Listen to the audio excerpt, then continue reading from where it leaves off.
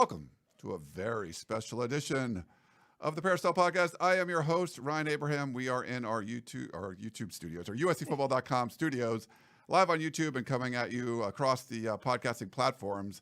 And we have a very special guest. We have a kind of crowded studio right now, but let me pull this shot up here. We have USC Athletic Director Jen Cohen here in the studio with us. Jen, here we got some applause here. So Jen, thank you. Along with, less important, of course, Connor Morrissette, a.k.a. Triple Double, and RJ Abadia sitting here, too. So we got like four of them. We're ganging up on USC Athletic Director Jen Cohen. But Jen, thank you so much for coming in studio and talking with us today. It's awesome to be here. Wow, that was an energetic welcome, too. I already had a lot of coffee today. You got me even more hyped. Get you Let's hyped up go. a little bit. Fight on. I started this in like 2008, the Peristyle Podcast, and I have no idea how that intro started, but that's what I've been doing. So people come up to me and like, hello, they do that all the time. So, but it was good. But I know you got a busy day today, so thank you so much for carving out a little bit of time for us. It's really cool to get you on here. And 5 months on the job, I guess just a few days over 5 months, just to get started. Like, has it been so far? I mean, a lot's been going on. I mean, college football's changing like by the second, but how's the first 5 months been going? Yeah, it's been incredible. I've known since my childhood and throughout my career that USC is such a special place. And so to be here, to be leading this athletic department, it's energizing. And as you said, there is a lot changing in the landscape. And I just feel so confident about the position that we're in here at USC. In the LA Times in November, Jen, you mentioned wanting to have clarity and alignment on NIL in the subsequent months. How have you worked on those goals and what's changed since then? Yeah, I mean, USC is the best place in America for NIL. I really believe that. I think we have the 1-2 punch in that, one, we have the biggest stage in college sports right here in LA. We have so many brands that are interested in partnering with our student athletes, and we've seen that. We've seen high-profile student athletes engage with brands here in our city in really meaningful and impactful ways for the lives of our student athletes. Additionally, we're really excited about the work being done with our donor collective, House of Victory. Shout out. I've got my shirt on today for them. And we're raising a lot of support and resource to support all 23 of our programs and all 600 of our student athletes. I'm just happy for student athletes. Our student athletes do a lot beyond just competition. They have great brands. They have outstanding stories. They care about a lot of things beyond their sports too. And so NIL gives them a chance to develop themselves more holistically. It gives them more business savvy experience, and it provides a great platform for them to shine on who they are as a whole person. And so really excited about the work being done at USC.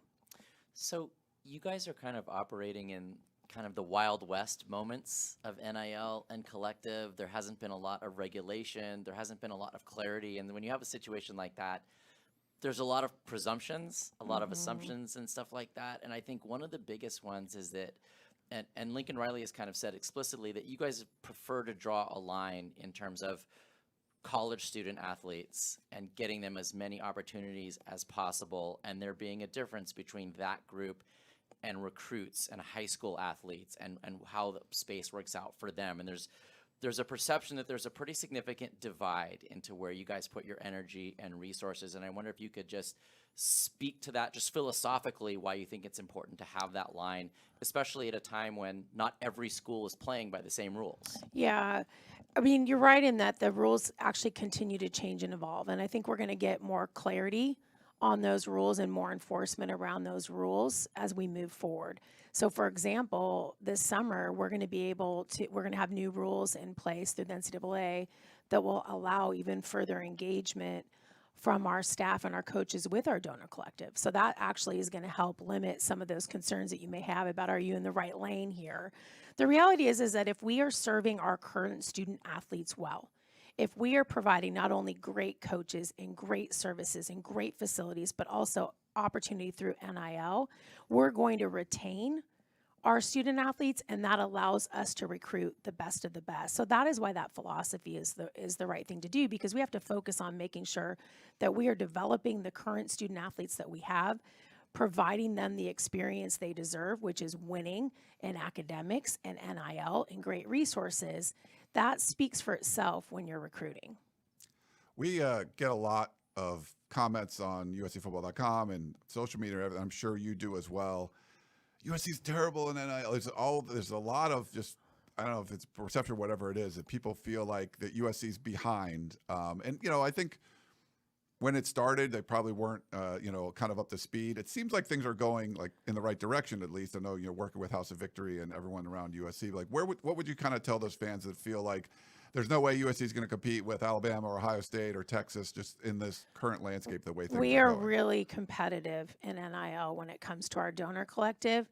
And in addition to that, we're even more competitive when you combine that with the brand opportunities we have in LA. So rest assured to our fans. And first of all, I love that our fans are so passionate about NIL because I think our fans have the ability to really transform a program more than they ever had before because they can step up and give to our donor collective directly.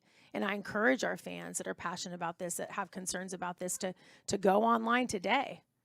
Pick your sport and give. It's an easy way to give a direct gift to contribute to our ability to be competitive. But I feel really strongly about how we're serving our student athletes and our programs, in particular our football program with NIL right now. We're right there with the best of the best as far as NIL programs go. When you set the NIL policy at USC, what are those conversations like? Is that a conversation with President Folt? Does she sign off on the policy? Is that something you two do together? Is it all you? Is it people in the athletic department below you and you? Just take me through when you want to do something with NIL as a school-wide policy. Who needs to sign off on that, and what does it look like? Yeah, I mean, when I came in, there were a lot of different efforts that had played out on NIL, right? And I think, Brian, that's what you're hitting on maybe, is that there was a little bit of confusion about NIL and where does it fit. Listen, people are confused about NIL everywhere. It is a very complicated environment, and the rules keep changing, and some people aren't playing by them, right? And so as it relates to what we're doing now with NIL, there's a lot of clarity on campus about what our philosophies are and our processes, and that's really something that we're owning as an athletic department. It's my job as the athletic director to develop the best services and programs for all of our student athletes. NIL has been top priority for me since I got here, and our staff's doing a phenomenal job, and so are our partners like House of Victory. So obviously, you're a very forward thinker. That's a lot that's become very obvious in a very short amount of time. But if we could just take you back to the past a little bit, both individually as to how you kind of got to where you are right now, because I know you came from kind of a fundraising background. You have that. You definitely have that on your resume.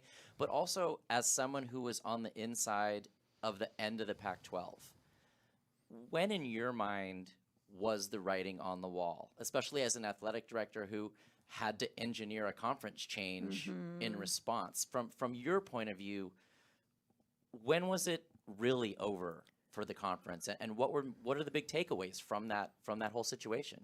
Yeah, I would say that one, USC loved their membership in the Pac-12, and speaking from my past experience at Washington, I grew up in the Pac-8, the Pac-10, the Pac-12, and it was a beautiful conference. And I guess I kind of want to acknowledge how disappointing it is that it's not going to exist in the form that we knew it, but who knows what form it will exist in.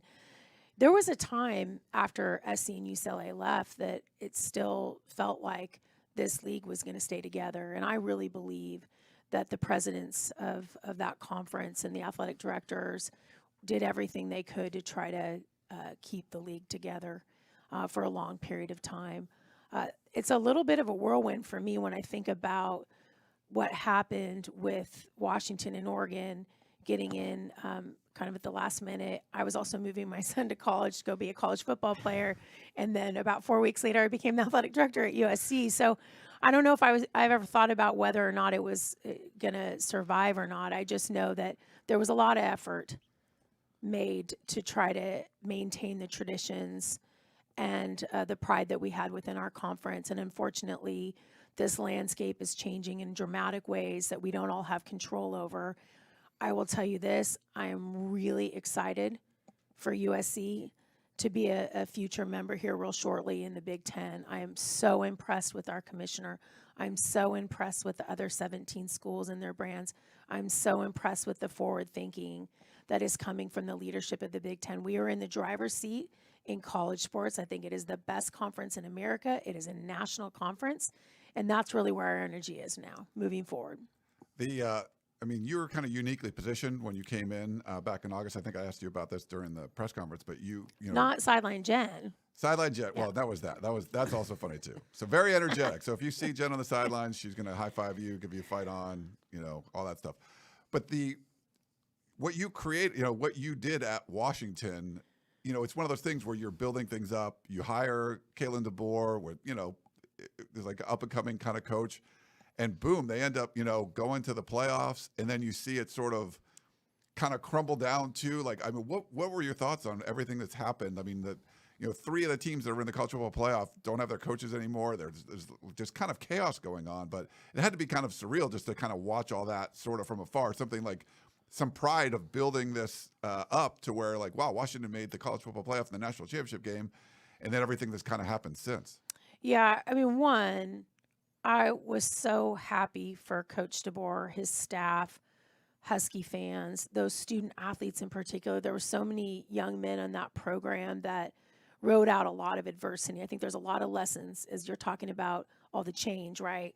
Sticking things out matters too, and you can get rewarded when you do that. And there were some student athletes on that team that endured 3 different coaches. And so it was really fun for me being down here as a kid that also loved UW growing up, to just watch that success and to see good people have that kind of success. I was able to go to the national championship game, and that was kind of surreal too.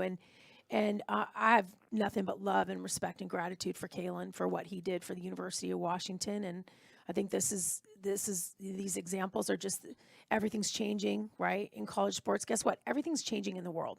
College athletics is just a microcosm of what is going on in society.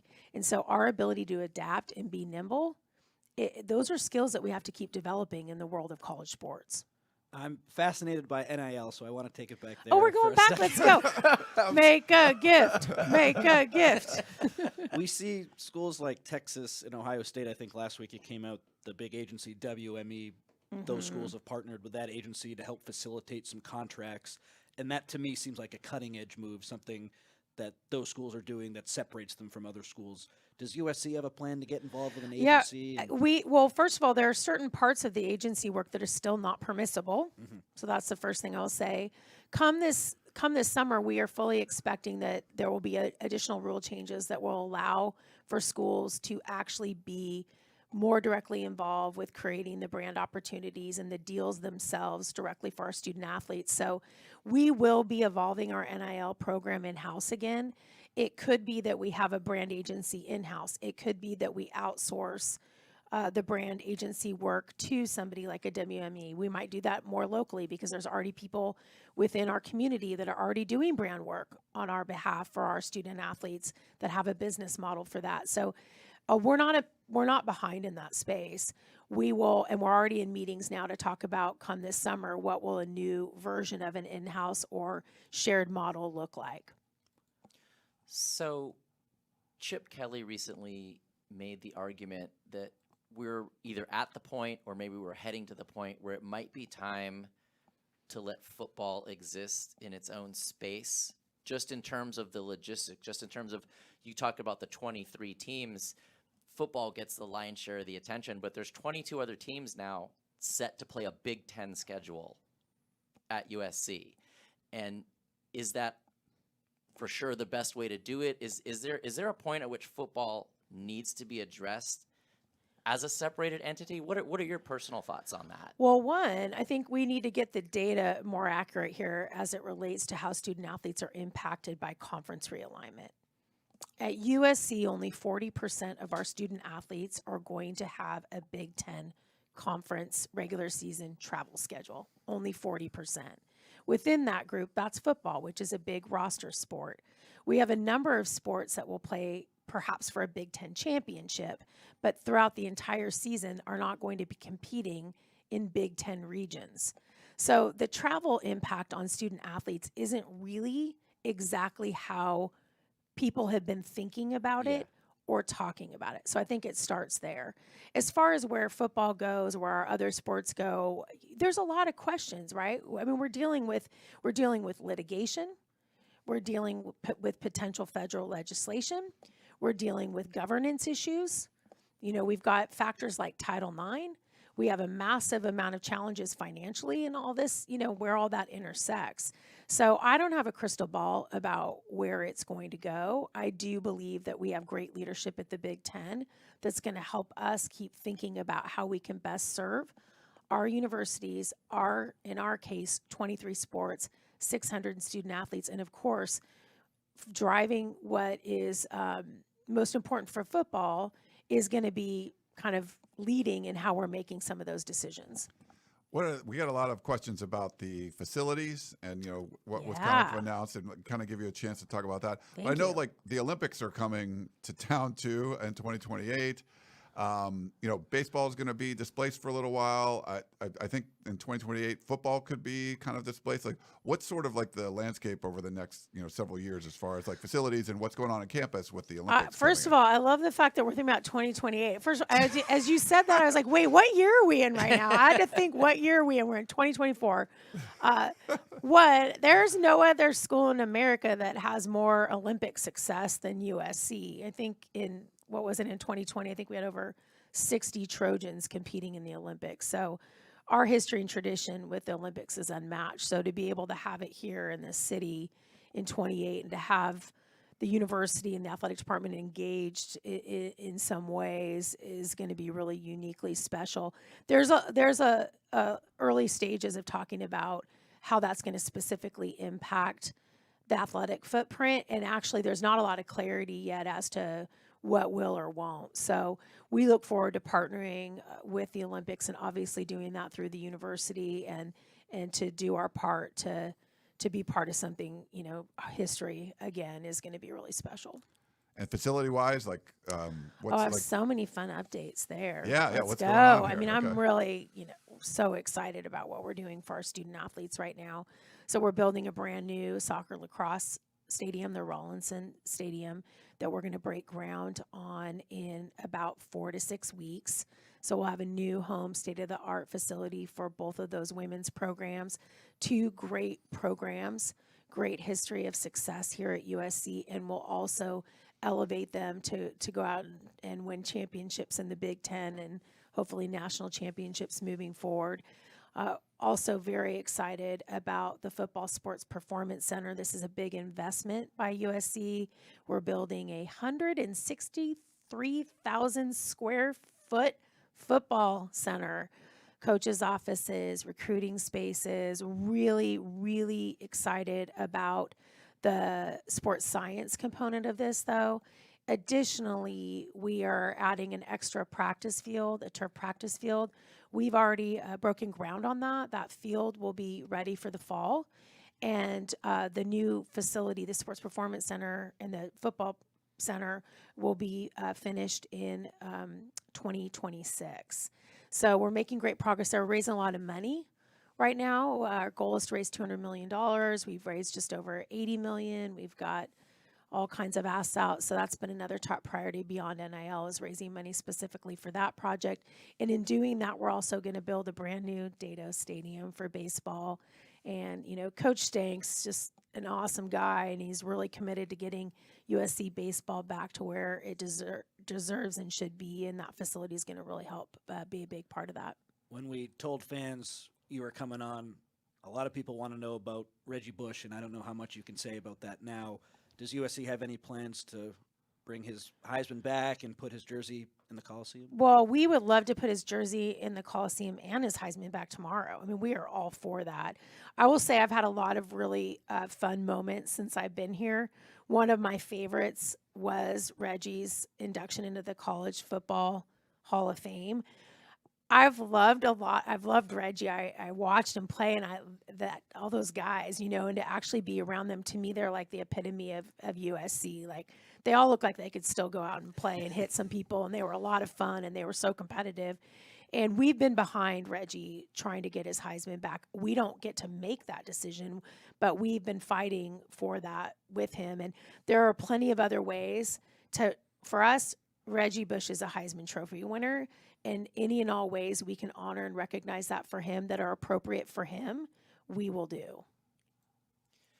So you got to wear a lot of hats in your job, and I'm just curious on a couple things. First off, what part of your job did you feel was the most natural fit for you, was the easiest thing for you to step into? And what parts of your job have you had to maybe do the most growth or go out of your comfort zone to kind of to do it at the level that you need to do it? Yeah, this is the greatest job in America in that we have, I think my job is to take a bunch of stakeholders and think about the stakeholders that we need to have a successful athletic program. They're so diverse, they're so unique, and most of the time they're in conflict with each other. And those stakeholders are growing in their conflict or their opinions or their agendas as the landscape changes. And I absolutely love that because I'm all about people and helping people reach their goals. And when we can all have some alignment about our shared goals and we can do something together, that's where really magical things happen. That's where you build a really sustaining and successful athletic program. I am more inclined to spend time with people, innovating, raising money, thinking about the future, developing people, trying to grow, challenging ourselves. I like the people development part of the work, and I like the development part, as you can see, doing something that gets results. I'm a competitor. I've been in this business, I've worked in college athletics for 30 years. So I think the biggest learning curves for me over time as I develop my portfolio are just process and policy. And there's just, the job's changed a lot. And every AD, especially at the Power 5 level, will tell you, like, we got into this because we wanted to compete. We wanted to develop people. We wanted to win, we wanted to grow, we wanted to make a difference, and we're still doing that, but we spent a lot more time with lawyers and a lot less time with student athletes. And I love being around student athletes, and I love being around coaches. And I love being around donors and people that have competed in their own lives because there's so much to learn in that space. Way more than lawyers. I love lawyers too. I have to now, but it's changed a lot. Yeah. It's changed a lot. And year one in a job like this is, it doesn't matter how skilled and experienced you are, because at the end of the day, the success that we're going to have is going to be dependent upon those relationships.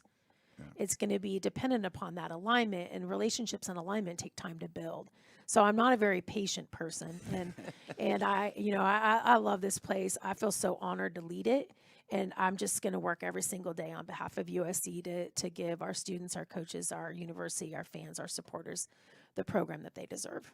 So you got a lot going on in year one. As you roll into year two of your role, as USC athletic director, the whole department is moving to the Big Ten. And I just kind of what are the biggest challenges, I guess, maybe for the department, and then specifically because a lot of our fans are the football fans, like.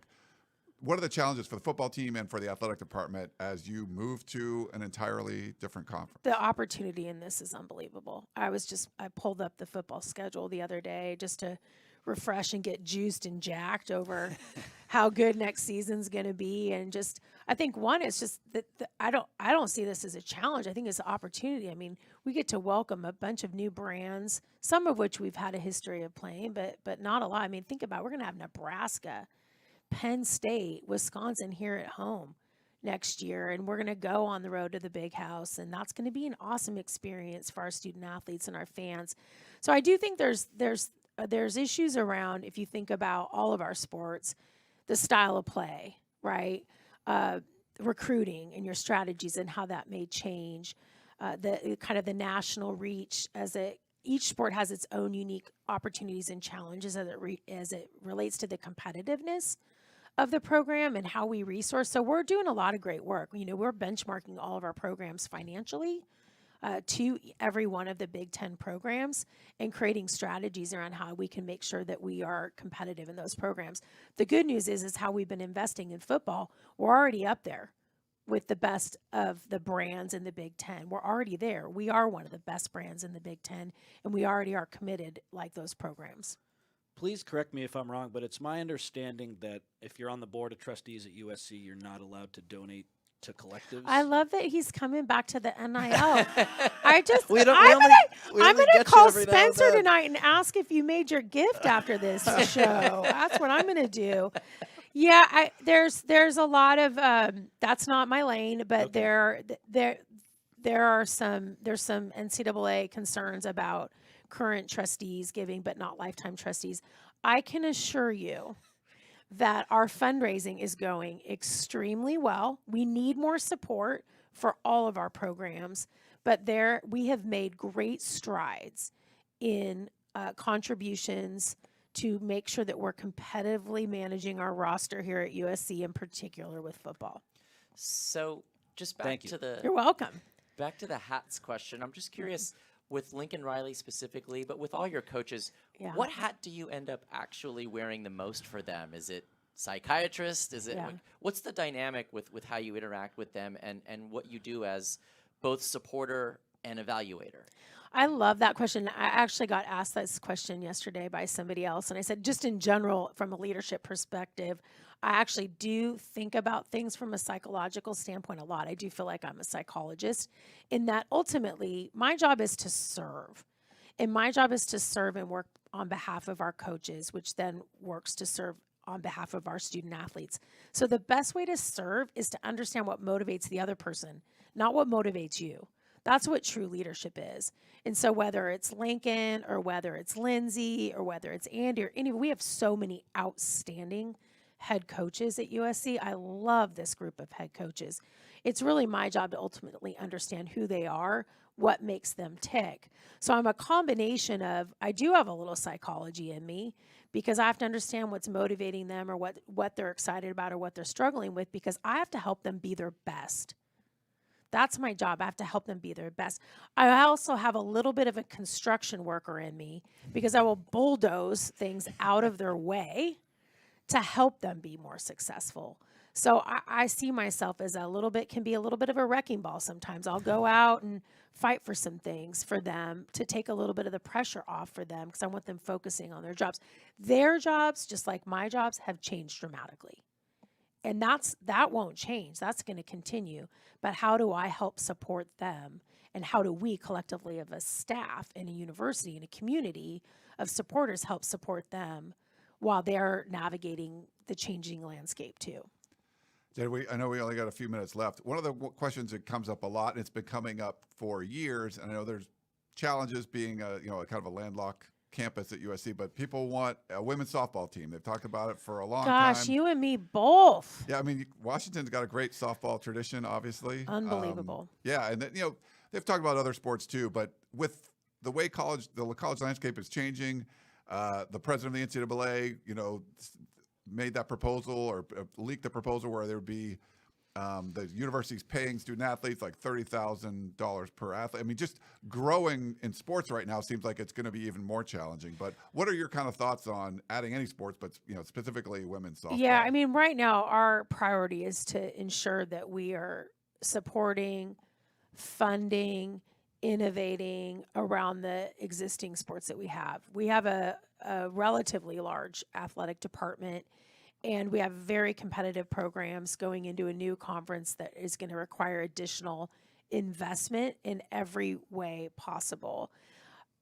I'm all about opportunity. I mean, that's why we do these jobs. College athletics is about opportunity and access to opportunity. So I think as far as adding sports go, I think nobody knows where they're going to end up in this thing, but it's our job to constantly be evaluating. So we're going to continue to evaluate our sports programs, our competitiveness of our sports programs, the opportunities that they provide, and what's appropriate in the future. Guess we have time for one more, maybe, Ryan? Sure, go Is it ahead. going to be an NIL question? I No, appreciate no, this. Let's no. keep talking NIL. It is so important. Connor wants Okay, to hit fine. NIL bingo. I might not answer it depending on where you're getting more granular in your questions. Yeah, no, I think you can answer this. It might depend on what happens in the future. Do you plan on bringing the collectives together ever? Is that a conversation? Well, there's only one true donor collective. So that there's only one big collective that's raising money. So I think that's the other thing that's a little confusing. People people will refer to an agency that's creating brand opportunities for our student athletes as a collective. The way we see it is the collective is the group that's raising the money. It's a nonprofit where all the money's going back to our student athletes. The role of some of the other groups in creating brand opportunities for our student athletes is phenomenal, in that that's that 1-2 punch I was referring to. That's actual taking brands and connecting with them, with the student athletes. I believe what will happen, though, as these rules keep changing, is that the athletic departments will be able to do that work themselves. And ultimately, if you think about what we're doing here, and it goes back to the Wild Wild West comment, this is such a complicated environment for our student athletes too. And as excited as I am for them to have these opportunities, I also see the other side.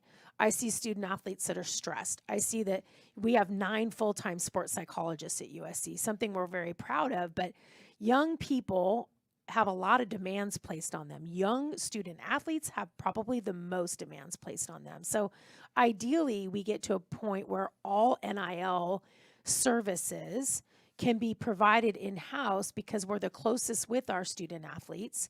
It allows for us to educate and in many cases protect them and manage their time better. So I think that's where we're going to end up in the future. You were at the national championship game. I was. You're the athletic director at a school whose fan base is pretty convicted that that's where their season should be ending. Yeah. As candidly as possible, what is the gap between your football program and the schools that we've seen play in the national championship game, and your expectations for when and how that gap's going to get closed? Well, here's what's so interesting about that is that in the landscape that we're in now, it doesn't take as much time to close that gap. I mean, you saw what happened up there as far as gap closing and getting to that national championship game. Now, I do believe that program was in a different position when Kalen inherited it versus the program when Lincoln inherited it. So I think we're extremely close. One, I think we have an elite coach who made the right decision to make very significant changes on the defensive side of the ball. I really am impressed and excited and committed to this defensive staff that he brought in. We can go out, our collective and the opportunities that we're providing here at USC and the educational opportunities to our history and our brand and now our new facility, we can go out and continue to get the best of student athletes within this program. So I'm very optimistic that we're going to be, sitting there going to a national championship game together. And I really also believe that the expansion of the CFP is the first step for everybody. I mean, how do we have a national championship that only 4 people get access to? Yeah. That makes it really hard. And so the expansion is also going to give us a chance. Let's just go win a conference and get ourselves in every year. Jennifer Cohen, USC Athletic Director. We really, really appreciate you coming in.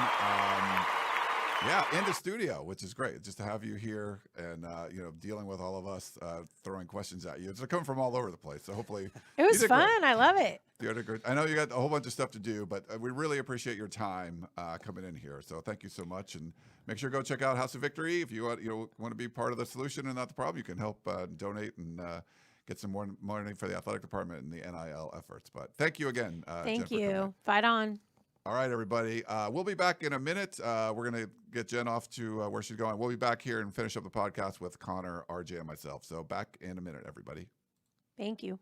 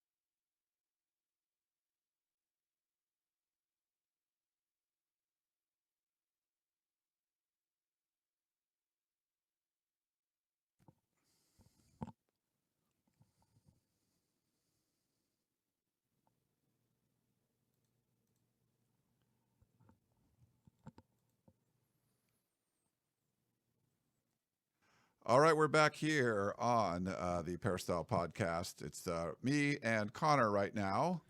Yes, And, can you hear me? Hopefully, yeah. Okay, good. Look like we're good. RJ will be back. He's walking Jen out to her car, and he'll come back and join in studio and stuff. So sorry if you're watching on YouTube. That was a longer break than we normally have, but we just we had to kind of transition out with it. But it was really cool to get Jen Cohen come in here. We had Mike Bone, I guess 3-4 years ago, remotely, but the first time we had an athletic director come into studio, so it was pretty cool to get her in here. Oh, amazing. Full credit to Jen for doing it, and just the fact that she'll answer everything. And I really appreciated that. She didn't shy away from any of my NIL questions, and I hope that provided some fans. I mean, we had a little bit of a S-storm on the Peristyle today regarding some NIL stuff. I hope that gives people answers and some insights, and I'm happy to talk offline with anyone who has further questions as well. But I just thought that was very interesting, Ryan, especially the stuff at the end where, trustee thing, that's not really my lane.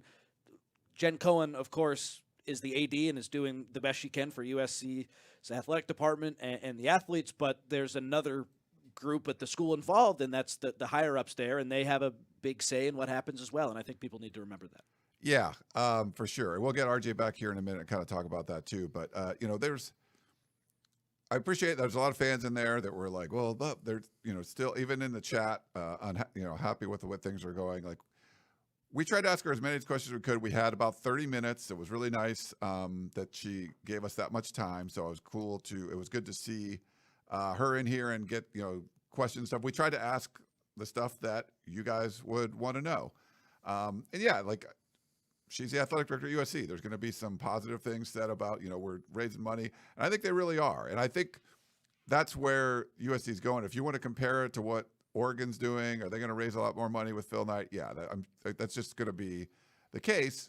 You just want USC to kind of get their ducks in a row. I think they started a little bit further behind, when things were going before, especially under, the Mike Bone and, administration, and they've moved forward. And I think they really are making a lot of progress, but it's a moving target.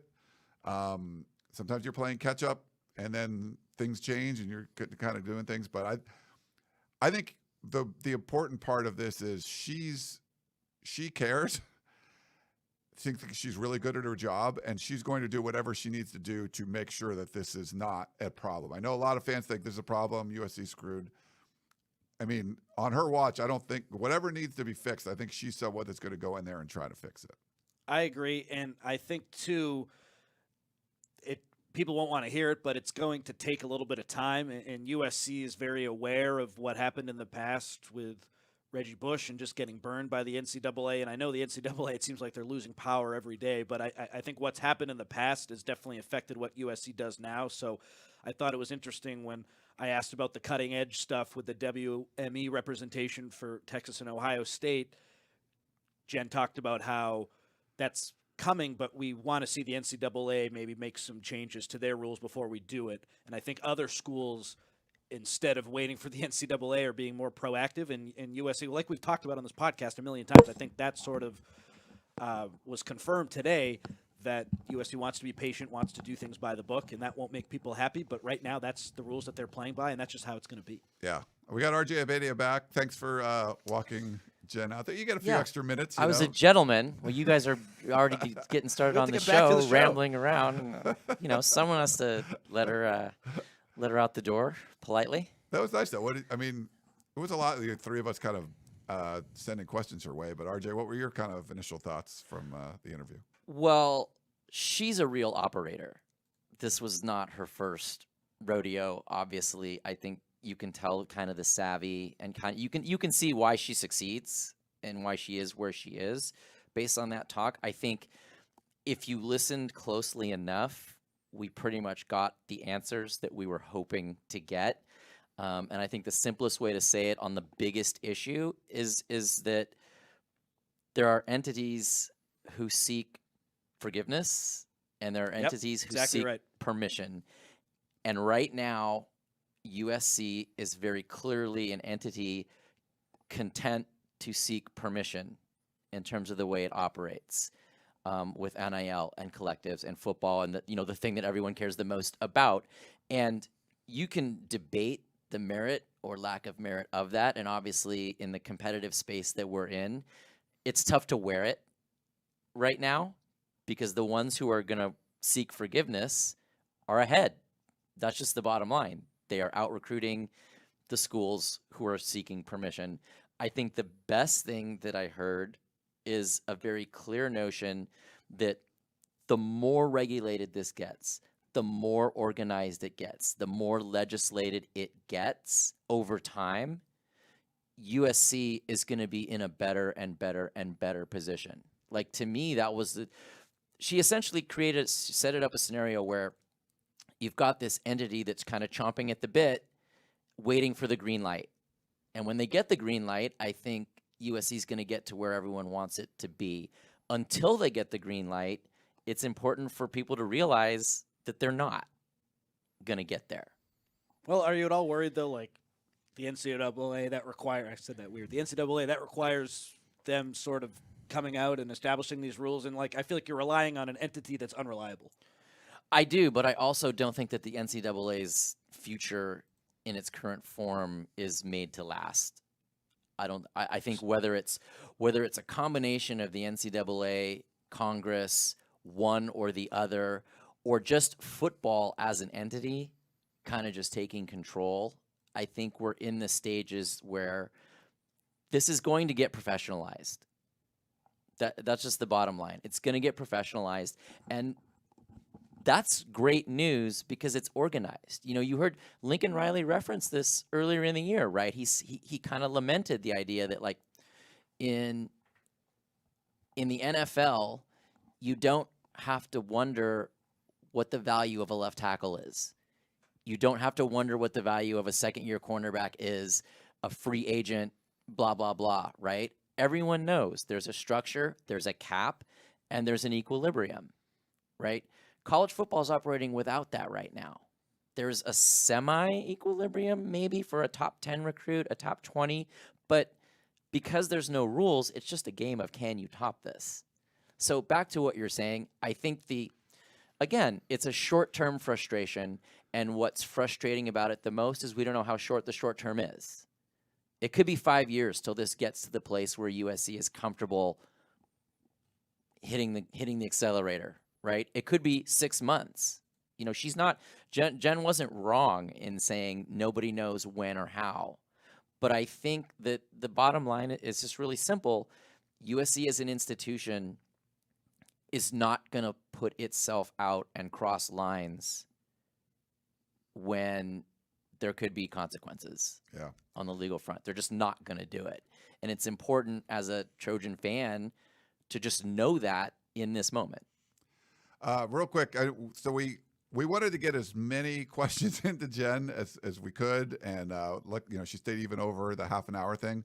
Didn't get anything to go up the top, so pay a couple bills here. Just want to thank our sponsor, Trader Joe's. I know it's later into the show, but thanks. They've been great to us over the years.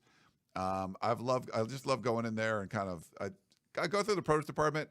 Back in the day, back in my high school days, guys, I used to work in the produce department of a grocery store. Now, Trader Joe's weren't around back then, but so I always like to start in the produce department and go through things. I get a lot of different fruits, and then just kind of stuff. I usually maybe get those like rosemary marinated steak tips, and then I'll get like I love the red potatoes, the little baby red potatoes, and then like asparagus or broccoli frulette, something like that. I like to kind of, make little meals that way, but I always start the produce department. I don't know if you guys do too, but I just want to thank Trader Joe's because they've been great to us over the years. And I didn't get to talk about them at the beginning because we had Jen come on, but yeah. Two Trader Joe's words for you. You can thank me later. Seafood blend. What? Go to Trader Joe's, go to the frozen fish, get the seafood blend. It is so good. It's it's shrimp, scallop, and calamari. Oh. And you can grill it up. You can do whatever. It's just easy, but it's delicious. It's good stuff. So there you go. They're the best at the frozen stuff, that's for sure. I love it. And then, okay, I got to do a little quick rant just because here we go. Bring it. Let's go, boss. There's a lot of there's negativity in the world. There's negativity on the Peristyle. We saw in our war room post today. negativity in our YouTube chat of what's going on. People just sort of like Eeyoring this doom and gloom and everything. And I get it. Like for decades, and I've been covering this team for a long time, started back in 96. You know, my first year at college at USC was 1989. I've seen a lot of bad leadership. And USC was just one of those places that has inherited advantages, and they could just, even just, you know, despite not having great facilities or paying well or whatever, they could still succeed. I mean, to think about 2016, USC starts off 1-3, gets smoked by Alabama, and wins the Rose Bowl that year. Like, there's not a lot of programs that could do that. Like, you could be that inept to start the season and still win a Rose Bowl. You just have to get things right. You have to get the right people in place at USC, and good things happen. And for a couple decades, they were just not doing that, hiring 3 straight athletic directors who were just former football players, you know, and keeping head coaches around that they shouldn't have kept, or hiring people that they shouldn't have hired, just years after years. And then the university as a whole had a lot of problems too. There were so many bad decisions, and those bad decisions pile up. My analogy is always like, if you get 1 parking ticket, it's fine, right? You can throw it away. You get 10 of them, there's a boot on your car. Now you got to make, those were 10 bad decisions you made. They piled up. USC's had piling up of bad decisions. How do you fix that? You hire people that are good at their jobs. I ranted forever about USC hired people that weren't good at their jobs, that they just hoped would be good at their jobs. Like, he played football at USC. Maybe he'll be a good athletic director and overseeing like $125 million budget. No, that was the wrong answer. When you got Mike Bohn in, you at least had somebody that had athletic director experience. I think Brandon Sosna did a really good job behind the scenes of what's going on here. Jen Cohen's a very accomplished athletic director. She is good at her job. She hired Kalen DeBoer. USC was 4-8. I mean, Washington was 4-8 the same year USC was 4-8, and they went to the national title game. So she's good at doing this kind of stuff. She's good at being an athletic director. She's good at raising funds. She's a bulldog. She wants to be successful. If you want to complain about everything, that's fine. She's been on the job for 5 months. I feel pretty confident that they're going to be better because you got someone like Jen Cohen in place running the athletic department. And she took over a wild time. Things are changing.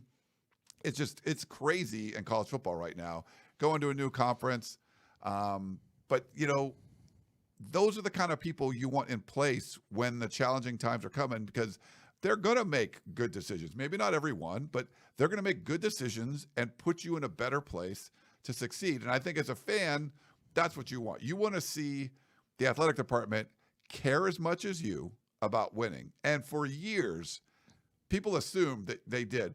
The athletic department wanted to win. They would like to have won, but they weren't going to make decisions to lead to winning. They just wanted to do it their way, keep their little fiefdoms in place. It was terrible. It was really bad. It was poorly run, and you just kind of could make bad decisions and win at USC. And that sort of dried up. And now you need people that are good at their jobs, making good decisions, leading to wins. And I think Jen Cohen is someone that's good at her job. She's going to make good decisions, and that should lead to wins. So I get it. You want to complain, that's fine. But she's good.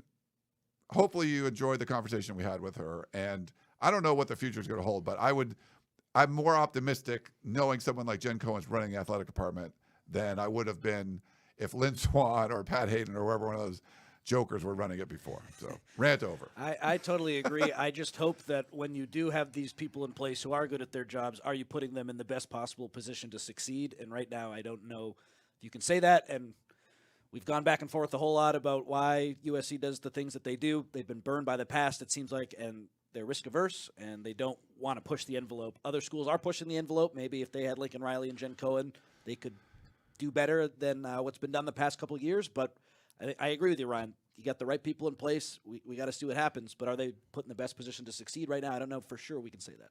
Well, I think, like, Ryan, first of all, as like you just spoke as a USC alum, as a non-USC person observing as an outsider and an insider, you and I had this conversation a while back. Like, when you look at that 5-hire stretch of like 2 athletic directors and 3 coaches, right? Sark, Lane Kiffin, Pat Hayden, Lynn Swann, Clay Helton, right? All of those were internal hires. All of those were, let's keep it within the circle. let's not put ourselves out there, because God forbid we reach for somebody outside and they turn us down, right? We talked about that level of insecurity that seemed to be driving a lot of those hires and a lot of what was going on. And if you look at what's happened at USC at the last, I would say, look at 4 very specific hires: Lincoln Riley, Mike Bone, Brandon Sosna, and Jen Cohen. Those are 4 non-USC hires. And there's nothing to say that like it had to be that way, but to me, the encouraging sign is just the process. The notion that USC looked outside of itself to go and get what they thought were the best people. You know, Mike Bone's legacy, that'll be something to debate, discuss for years. But I think with Jen Cohen and Lincoln Riley, you know, and Brandon Sosna, I think, who also deserves a lot of credit. But I think the idea that USC is aware now that its USC-ness is not enough. Right. It's not just enough to slap the decal on, to slap the Trojan helmet on and hope it all works out. It's too competitive now. That world is over. The good news is that the ceiling for USC is still as high as it's ever been. You just have to have the right people. There's no reason they can't win a national championship. That's the bottom line. At some point, when you get enough right people doing the right things, it's going to happen. I just think the reality is that in this moment, in the wild, wild west, as she said, and as I called it, and as we've called it many, many times, you have to understand where these institutions, what's driving these institutions. And Jen Cohen is going to do as much as she is allowed to do for this window of time. And the more she's allowed to do, and the more Lincoln Riley's allowed to do, the better it's going to get. Yeah, well, right now, though, don't you think Texas and Ohio State's ceiling is higher because they're operating differently? So I just push back on you only need the right people, and that's going to take you to the promised land. Other things need to fall into place as well. Well, no, that's kind of what we said. Like, you have to understand. So right now, I think they're not going to win the national championship. They're not. They're not going to win the 2024 national championship. No. That isn't going to happen. But that doesn't mean they can't be a good team. No, that doesn't mean they can't compete. You know, you look at, first of all, and you also have to remember too, there are ramifications and consequences on the other end of things that we cannot foresee. Yep. So it is totally valid to sit here and say, well, Ohio State's doing this, and Texas is doing this, and Oregon's doing this, and man, if we were sitting in their spots, we'd be booking flights for the national championship and the playoff and all that. And that's valid, and that's true. It's also equally valid to say that nobody knows that in 3 years, 4 years, 5 years, you're not going to want to be in either of those 3 seats for reasons that we cannot foretell. And that's just the bottom line is it's just philosophical. And as fans, of course you're going to want to go on the side of the rebels, right? The rule breakers, the we don't care, we just want to win football games. That's it. And that's understandable. That's every fan's impulse. It's just not where USC's at. And the sooner you embrace that, I think the more enjoyable these next few years. And by the way, it's not like USC's an empty space right now. You know what I mean? There's no reason this can't be a really good, watchable, satisfactory football team. Yeah. It's weird right now because the landscape is changing. And if things go in-house, that'll change things. There's a lot of, there's a court case going on right now where people are testifying that these athletes are employees. There's a lot of that stuff going on. USC fans, like USC's had an identity for years, and you've seen it, RJ, Connor, you've probably seen it too. They just, top 5 recruiting class, bring in talent, maybe some of it's overrated or whatever. Don't develop it, squander it. Maybe it works out and you win or you don't or whatever. If you get a really good coach, you can take all that talent and go places, but even like a Paul Hackett or a Clay Helton, you can bring in like these 5-star guys and maybe they don't achieve what they should achieve. USC just went out and for the first time in a while, didn't sort of win the offseason as far as like talent acquisition goes. But I think they won the offseason as far as coaching acquisition goes. Could USC go from I don't want to say they're going to be an our kind of guys place, but they bring in coaches that are overqualified. Everyone, instead of, promoting Rocky Seto to be your defensive coordinator, like you got Danton Lynn. You're bringing in a sitting head coach to come in and be a position coach or a defensive coordinator. They've done a lot of that. And I feel like if they can be a program that develops, you would look a little bit more like Michigan or look like Washington, what they did. Michigan is getting outspent by Ohio State by a long shot, and they haven't lost to them in 3 years. Washington, same thing. They're beating the crap out of Oregon, even though Oregon's outspending them. And some people pointed out in the Peristyle, like the COVID year and all that kind of stuff. That's true, but you can build a winning program without spending the most money. And I think for years, USC's just been the team that you would feel like they were spending the most money. They're putting all the resources into recruiting and all that kind of stuff. And it's changed a little bit now. I think they can get back there. I think we're just in this kind of weird phase where the fact that you have like these third-party entities having a huge financial, part of how players are compensated, I think that's going to change down the road, and we'll see. But I think you've got to be happy about the way USC's built the staff and what they're trying to do. Having Lincoln Riley, having Danton Lynn, and all those guys, and then sort of kind of building on that. But they're used to RJ and they're used to Connor, like just being, bringing in these 5-star guys in the offseason. They're not doing that as much right now. I like the pieces that they brought in, but they're not getting some of the guys that Oregon are getting or Ohio State's getting. Does that mean that you can't win? I don't think it means that, but it's a little bit different of an identity, I guess, than what USC fans are sort of used to. Bringing in those guys and then have them be disappointed that they weren't as good as, Corey Foreman, you got him. Like, okay, he never did anything, but that's what sort of the fans are used to, as opposed to bringing guys that maybe can just be productive and be coached up. They're just not, I guess they're not used to that kind of dynamic. Well, and I think, I don't even think it's a maybe anymore with the our kind of guys things. I think Lincoln Riley's been very explicit and very consistent that is part of the vetting process now. That when they go to the transfer portal and when they go to high school recruits, they are looking for a certain type of player. And even if you look, it's a small sample size, but I've written about it as they bring in transfers. They've brought in some high academic guys. And no, they're not going to go to the extreme of that, but I think it's starting to matter. And I'll just say a couple things for the past and the future. I think USC teams really enjoyed that 2022 team in a way that they had not enjoyed a team in a long while, even some of the other good teams. That team at 11-3, I think you could probably argue overreached to get to that 11-3. But they were a fun team to root for.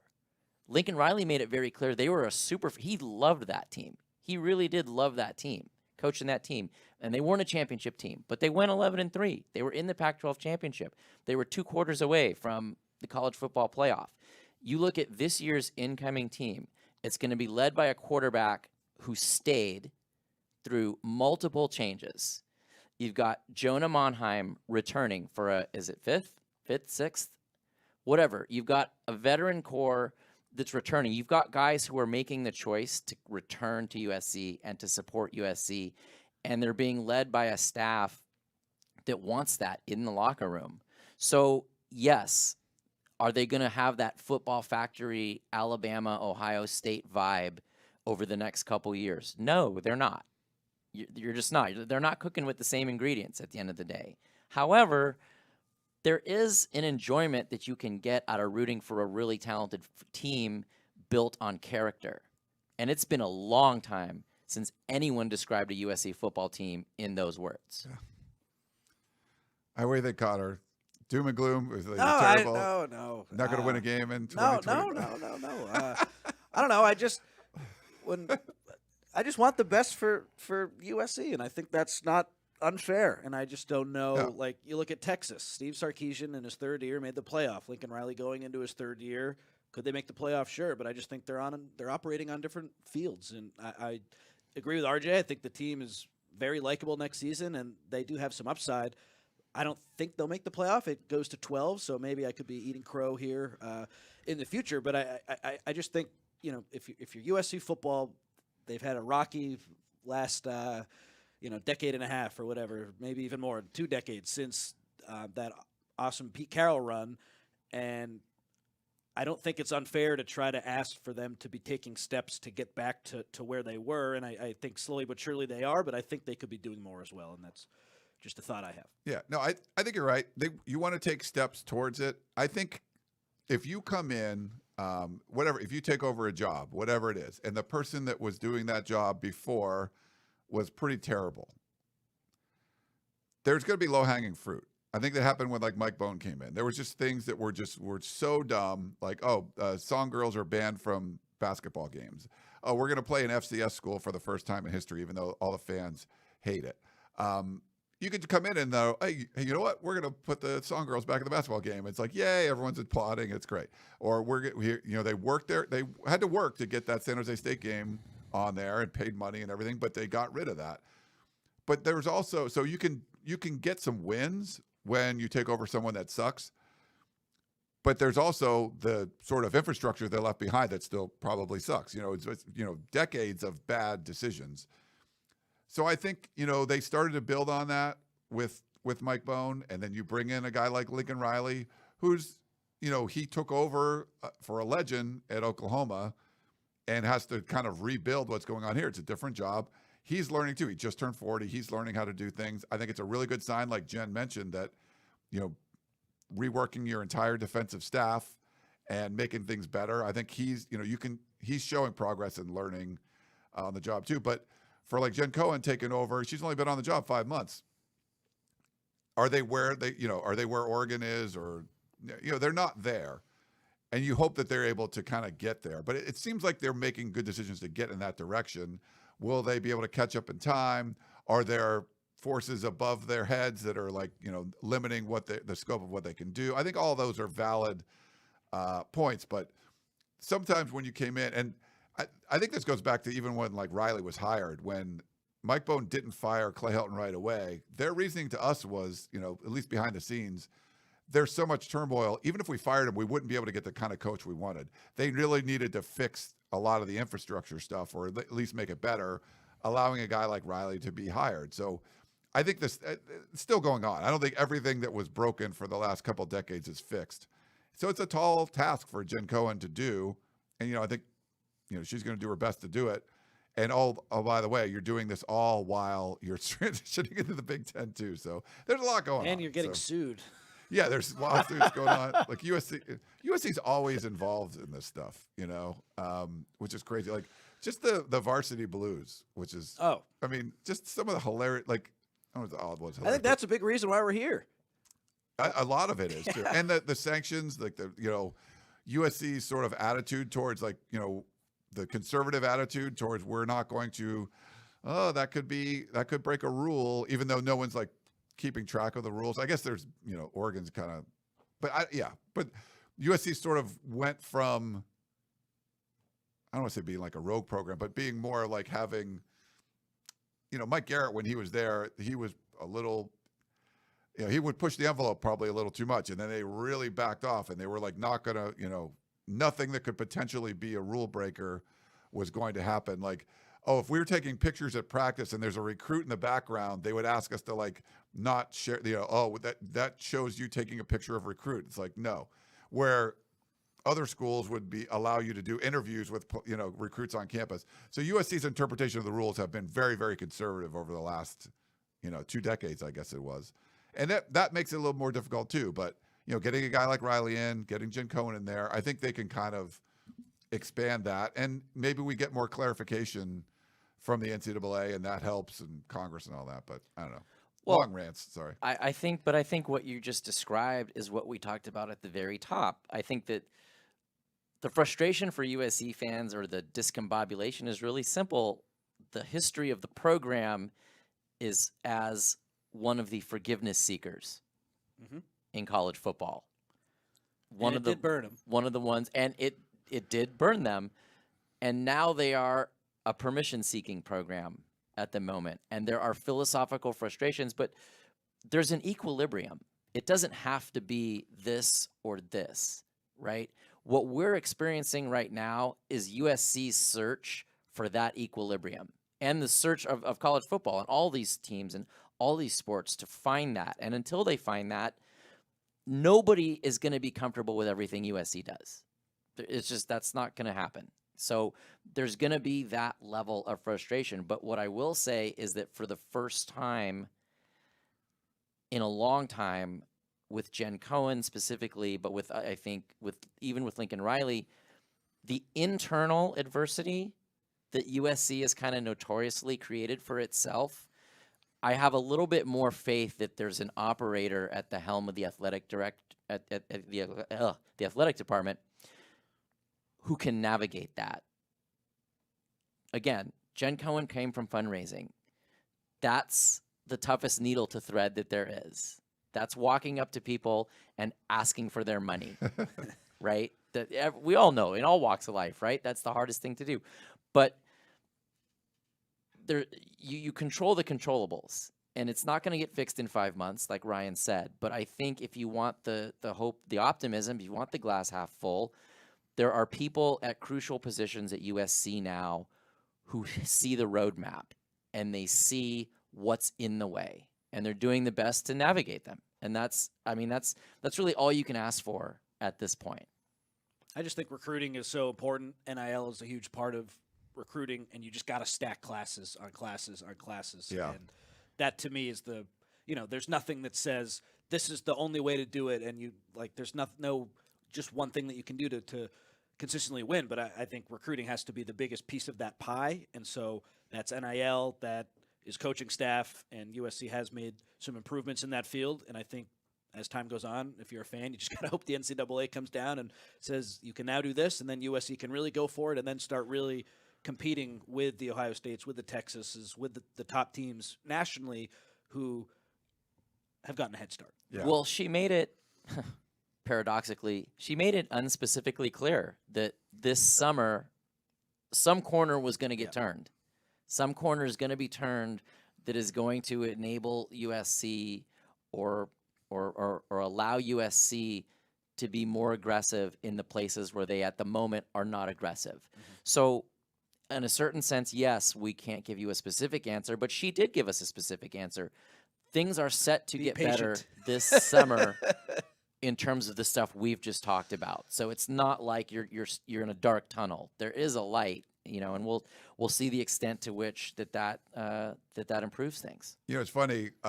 College football is such a unique, weird, quirky sport. That's why we all love it. Mm-hmm. I mean, would you rather be a Michigan fan right now or an Ohio State fan right now?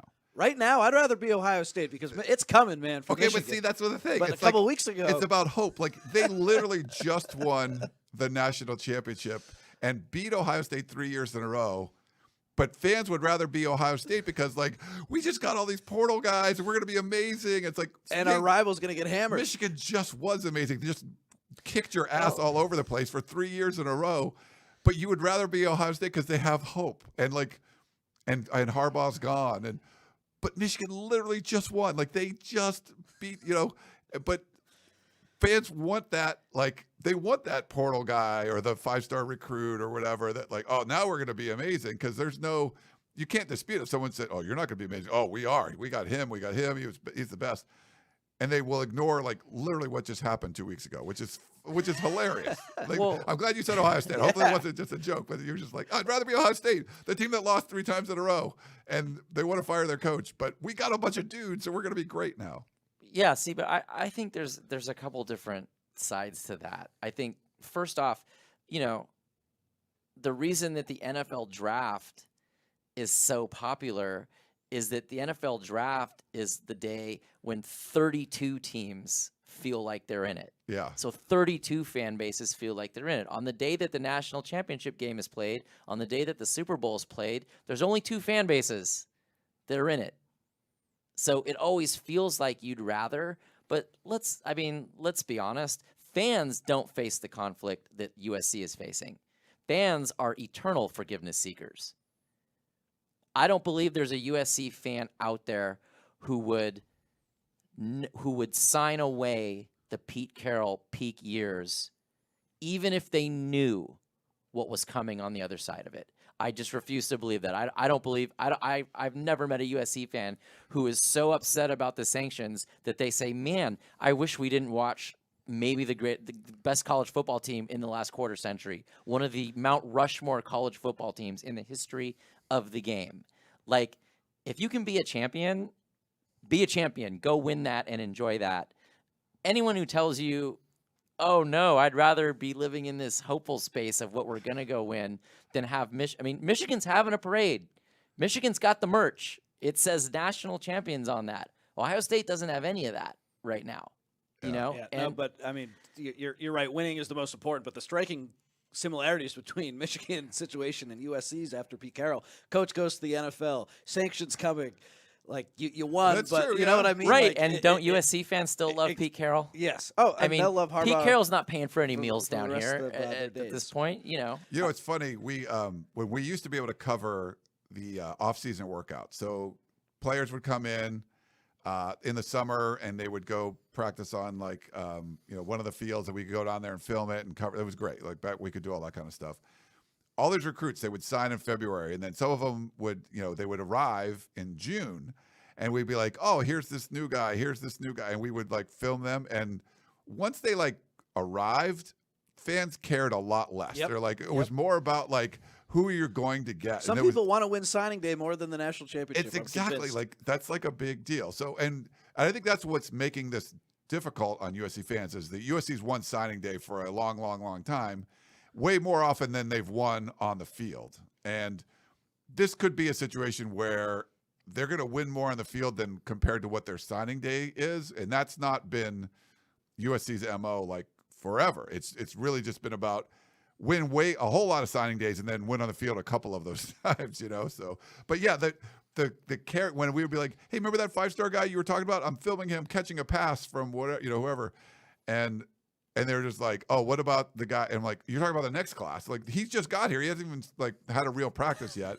Here he is, like, catching balls from whoever, Matt Barkley out on this practice thing. And they're like, oh yeah, no, we just care about recruiting and stuff. Who's next? So that's just sort of the way it goes. So that's why the Ohio State Michigan thing is kind of funny. And you can project, oh, Michigan's going to be terrible forever now. Like, I don't know, like, still pretty good that they beat Ohio State 3 years in a row. And I mean, same thing with Washington. Like, I'd rather be Oregon going into the Big Ten than Washington right now, but Washington's got over on them, beat them 3 times in a row, made it a national championship game. But people are like, Oregon's going to be better. I'm like, I don't know, maybe not. But you want that hope sort of thing. Yeah, Saturdays are the most important, though. Winning is the most important. So I'm joking. And even when Washington beat Oregon, everyone was like, picked Oregon ahead, like Oregon's better. Yeah. And like, Washington beat them. And everyone's like, oh, Oregon's better. They play them again. Beat them again. It's like, but I still, we did that on the podcast of Champions after they beat them the second time. We're like, yeah, I get it, but I still think Oregon's better. They should probably get, Yeah, they should get into the playoff. I mean, keep in mind, this is a sport where not even death is eternal. SMU got the death penalty. They're in bowl games. They've been in bowl games. They're going to these, they're like, so whatever you think is going to happen to Michigan, it will not be eternal. And what USC has had to deal with does not have to be eternal either. Yeah. Like that's the other thing. I mean, it's not going to happen on the timetable that people want it to, but that doesn't mean it's not going to happen. And People I think don't want to hear that, though. But I mean, that's just what it is. And I do think managing expectations is one of the biggest jobs that everybody has. Yeah. Managing your own personal expectations, right? But I think one of the things, just to bring it back to the actual thing we did here today, I think Jen Cohen did a pretty good job of setting expectations in the sense of she's very aware what the standard is and what it needs to be. She's also very aware of what it takes to get there and what USC's doing and what they're not and what they will be doing. So, yeah, I mean, I think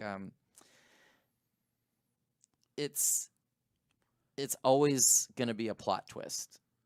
Always. I will say, if rules change, she's ready to push the envelope. She's ready to go for it. I think so, yeah. Yeah. If you're a fan, you just got to hope that these changes come, which isn't sexy, isn't exciting, being patient on the NCAA, but I think that's sort of just where we are right now.